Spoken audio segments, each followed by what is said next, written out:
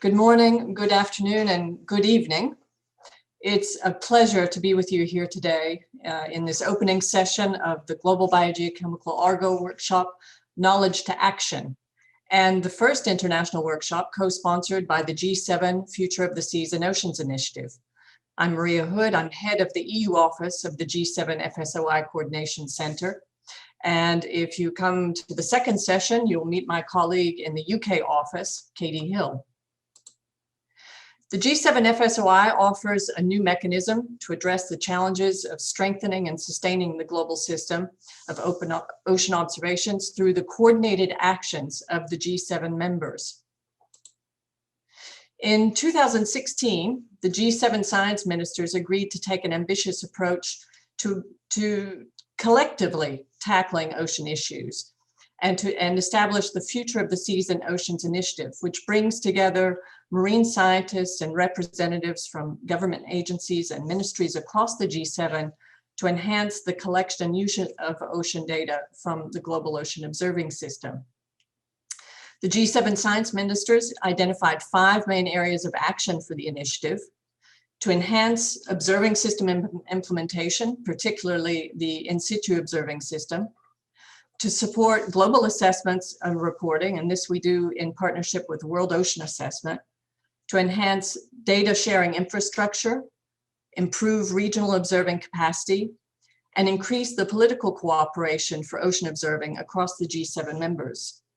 Now, the G7 FSOI is not a new program, but a working group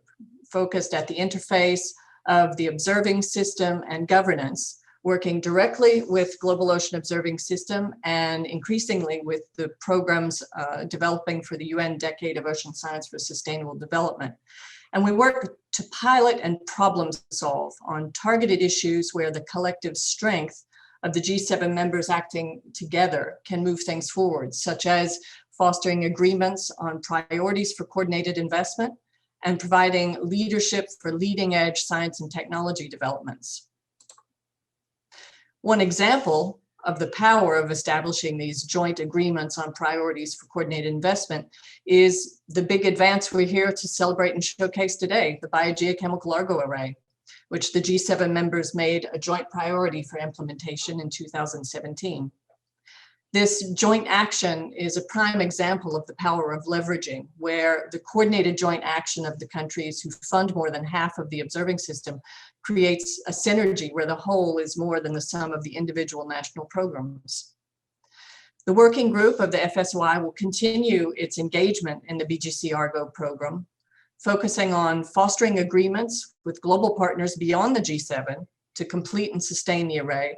as well as supporting the necessary coordination and data infrastructures required to create a global system from the multiple contributions. And on sending a coordinated message at the highest levels, really keeping the Biogeochemical Argo Array on the radar screens of implementing agencies and ministries to highlight both the successes and also the continued development and funding needs for the global array. And here, as many have mentioned before, we also need to think of the one Argo array, which includes Biogeochemical Argo, as well as the core and deep parts of the Argo program. The UN Decade of Ocean Science for Sustainable Development offers really a once-in-a-generation chance to make transformational changes in ocean observing system that underpin sustainable development. The core Argo array has already transformed the way we do oceanography, from research to operational forecast, and you've seen this in the presentations this morning. The Biogeochemical Argo array is now poised to make real transformational breakthroughs in our understanding of and ability to predict the ocean's carbon cycle and the functioning of ocean ecosystems that are critical to climate, ocean health, and human well-being. And next, I have the honor of giving the floor to the G7 national focal points so that you can hear directly from them about their contributions, their plans, and expectations for the array over the coming decade. So I thank you for participating in this workshop, and I look forward to each of the sessions over the next month, highlighting what the array can do and where we can all work together to make major advances in this key element of the global ocean observing system.